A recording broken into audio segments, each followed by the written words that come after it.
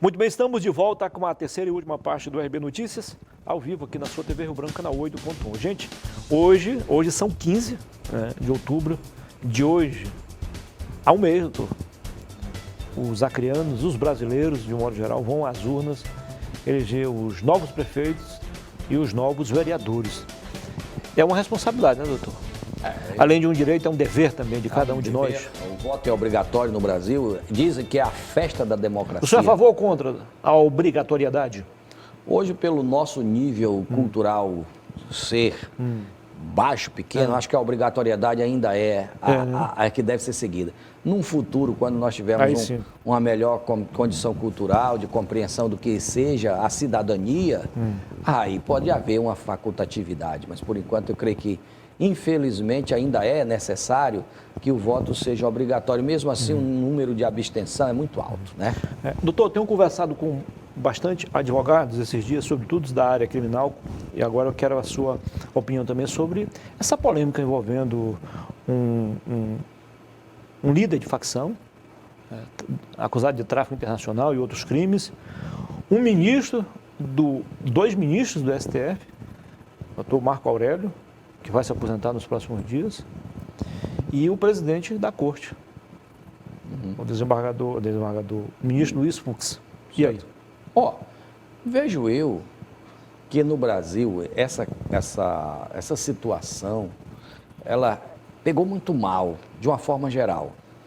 Claro que, no meu caso, que sou um advogado, que luto pela liberdade, de uma forma em geral, pelas liberdades, quando eu impetro um habeas corpus, eu procuro fundamentar, fazer uma fundamentação, seguir o que está pensando a corte mais alta do país, seguir o que o ordenamento jurídico diz. Obviamente que... E agora, mais recente, o CNJ também. O Conselho Nacional de Justiça é muito importante com as suas resoluções. Sim. É um filtro, né? Quando houve essa decisão, e essa decisão do ministro Marco Aurélio, fundada no parágrafo único do 316, do artigo 316, no sentido de que é obrigatório o juiz rever e fundamentar essa decisão de 90 em 90 dias, disciplina de alguma forma este artigo o fato de que ninguém pode ficar preso sine die, ou seja, não pode ficar preso sem que haja uma fundamentação. A regra é liberdade e a exceção é prisão. Mas, se fosse para decidir daquela forma, deveria ser um habeas corpus coletivo para obrigar a todas as cortes do país. Quando o ministro disse que o processo não tem capa e nós constatamos que o impetrante daquele habeas corpus era um ex-assessor do ministro, nós começamos a imaginar que ele viu a capa do processo. Porque não há no Brasil, por exemplo, se fosse um habeas corpus enviado do Acre por qualquer um advogado ou não advogado, porque o habeas corpus é uma ação penal popular, ela pode ser subscrita por qualquer um, não precisa nem ser advogado. Sim, sim. Eu duvido. Essa é a única peça jurídica que qualquer um pode fazer. Eu duvido que esse habeas corpus tivesse sido concedido uma liminar. Eu acho que você tem razão. Duvido. Agora, uma vez concedida a liminar, o presidente da corte, creio eu, não é uma opinião isolada da minha pessoa, é uma opinião dos mais abalizados jurisconsultos do país, quando ele atropelou sem conhecimento do colegiado, realmente houve, e aí o ministro Marco Aurélio acaba tendo uma certa razão, não é? Ele não pode ser o censor, ele é o administrador da coisa, mas não pode censurar o outro dessa forma. Mas nesse caso ali, ele está perdoado? Nesse caso em que quando houve a divulgação daquela notícia, logicamente que o Poder Judiciário precisava chamar para si a responsabilidade. Essa responsabilidade. Matar no peito.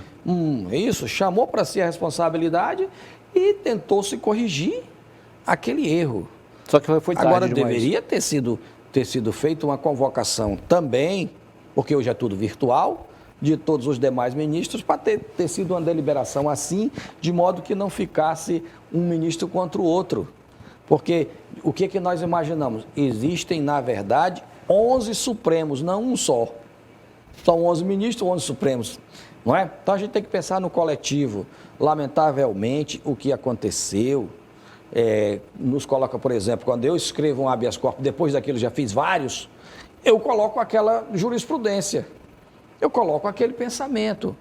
Para que o desembargador, o próprio juiz de primeiro grau, comece a meditar acerca daquela situação. O que é segurança jurídica? O que é que a população precisa saber? É que pau que bate em Francisco também bate no Chico. Ou seja, ele usou ali como argumento o artigo 316 do Código Penal, que houve alteração após o pacote anticrime. Certo. Mas esse artigo, doutor, o senhor conhece mais do que eu, não dá a ele essa liberdade, não. O artigo 316 é para beneficiar aqueles presos de menor potencial ofensivo, que ainda não foram julgados, portanto não são apenados, são presos preventivamente e que não tem um histórico de criminalidade. Aí sim, caberia essa medida, não no caso verificado.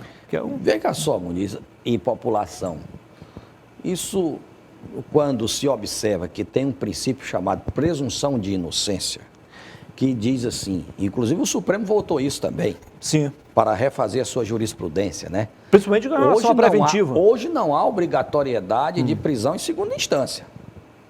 Não há. Então, o que deveria... Está lá a Constituição, bem claro. O que deve ser observado é o seguinte, pô, se eu tenho na minha mesa 2 habeas corpus para julgar, um de uma pessoa que é primária, que não tem antecedente mesmo, e o outro de uma pessoa que tem condenação já em segundo grau há mais de 25 anos. Que era o caso. Que era o caso. Então, no mínimo, eu vou ser inconsequente. Então, eu preciso entender que eu não sou um escravo da lei, eu sou um intérprete.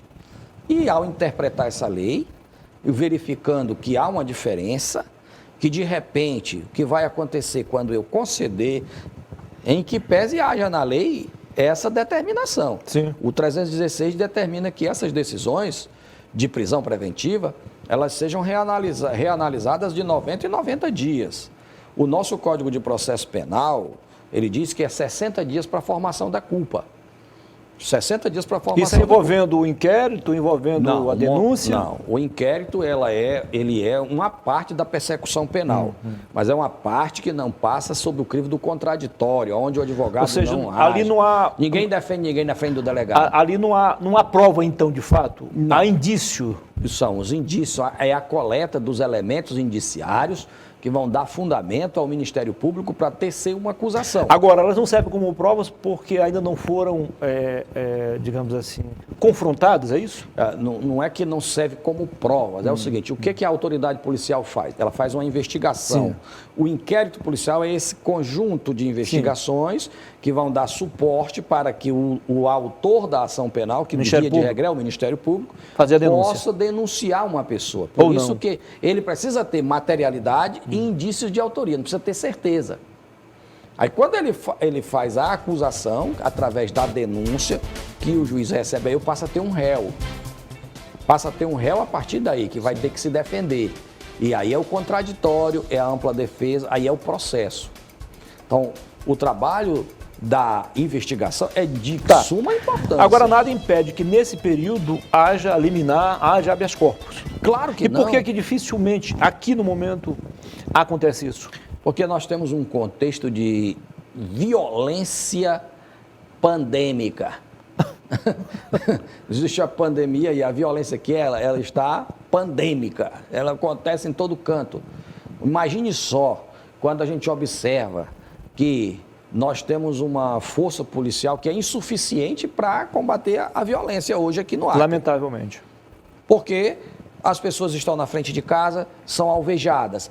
A pessoa está dentro de casa, o cara vai na panificadora, é assaltado. É alvejado. Nós não temos nenhuma segurança da cobertura policial mesmo. Isso deve ser admitido pelo poder público, que é insuficiente. Então, assim, no momento em que surge uma legislação, o pacote anticrime, e para a visão de muitos, esse pacote, ele não foi anti, foi a favor. Foi a favor. À medida em que, se você quer, por exemplo, no nosso tribunal aqui, existe claramente uma consolidação dessa ideia de que o viés punitivista deve imperar. Fecharam a questão? Mais ou menos nesse sentido. Não é política para fechar a questão, cada caso é um caso. Se você pegar as últimas decisões da nossa Câmara Criminal, Aponta para isso. Você vai ver 99% ou quase que 100% Agora, doutor, negativa. tem advogado indo embora daqui na área criminal. Não estava na hora da OAB tomar uma providência nesse sentido? Porque o próprio CNJ está sendo desrespeitado, então. Nós tivemos As recomendações. a resolução 62, que fala em torno da questão do Covid. Se você observar as estatísticas aqui no nosso estado, realmente foi praticamente ignorado. Mas o juiz de primeiro grau, ele assim decide, porque ele sabe que tem a Câmara Criminal que vai validar essas decisões. E isso não há como a OAB mudar, porque é o convencimento do magistrado. Sim, mas não caberia uma denúncia ao próprio CNJ? O Conselho Ou tem uma instância no Tribunal de Justiça que cuida disso também, a Corregedoria? Mas para mim eu tenho que... Isso é tão delicado. No que o juiz faltou? Ele usou o convencimento dele. Entendi. É muito subjetivo. Ele usou o convencimento dele. Entendi. Então, nós não podemos suprimir instâncias. O que nos incomoda enquanto advogados criminalistas, eu não falo só por mim, Sim. eu falo porque a maioria. Nós temos uma conversa todo dia, rotineiramente. De fato, nós entendemos o quê? É que, havendo uma violência crescente, o Tribunal de Justiça, envolvendo o primeiro e o segundo grau, e aí é onde que nós devemos, eu acho que aí sim, o Poder Judiciário ele não é um combatente do crime, ele é um julgador, um órgão julgador. Sim. Não é? Então, assim, ele não pode, aí sim a reclamação caberia, está usando como um combatente do crime, mas como um julgador. Então, quem faz isso é as forças de segurança, artigo 144 da Constituição Federal, que diz. Então, a investigação, o que nos incomoda, caro telespectador, é saber que de cada 10 homicídios, 2 ou 3 que são os que são descobertos, não é? Crimes insolúveis. Isso realmente incomoda. Apesar de que é bom que se Isso estimula a violência. Que hoje, na capital acreana, se nós pararmos hoje para julgar só os homicídios que estão lá nas 2 varas do júri, certamente nós teremos 2 anos direto de julgamento. Nós temos 2 varas que são máquinas de julgar. Julga muito, julga rápido. Mas não dá. Mas não dá conta, porque os homicídios, mesmo que eles não sejam todos elucidados, mas eles chegam numa proporção muito rápida. Então, isso aqui nos condói, é saber que a nossa juventude, ela está à margem. É um marginal, porque... Está à margem da sociedade. Está à margem da sociedade. É por isso. Doutor, muitíssimo obrigado pela entrevista. Foi um prazer recebê-lo aqui. Eu agradeço, eu quero aproveitar essa oportunidade para parabenizar a todos os professores desse país, homens e mulheres, já mais novos, já mais velhos, mas que não medem esforços para levar o conhecimento a esses milhares, milhões de pessoas, né? Eu faço parte também desse conjunto e fico muito feliz em que há ainda essa data de comemoração do Dia do Mestre. Embora não se saiba muito bem o que comemorar, mas só pela satisfação de estar dividindo um pouquinho dos conhecimentos aí, é que deve ser aplaudida essa pessoa. Muito obrigado a você e aos demais. Eu, antes de encerrar, vou lembrar aqui de uma frase que a doutora Nabia Bisteni, que também é professora, costuma dizer: ser professor é a arte de diminuir os problemas, multiplicar o amor e agora a arte de compartilhar o conhecimento. O senhor sabe disso. Muito bem. Muito obrigado. Boa tarde.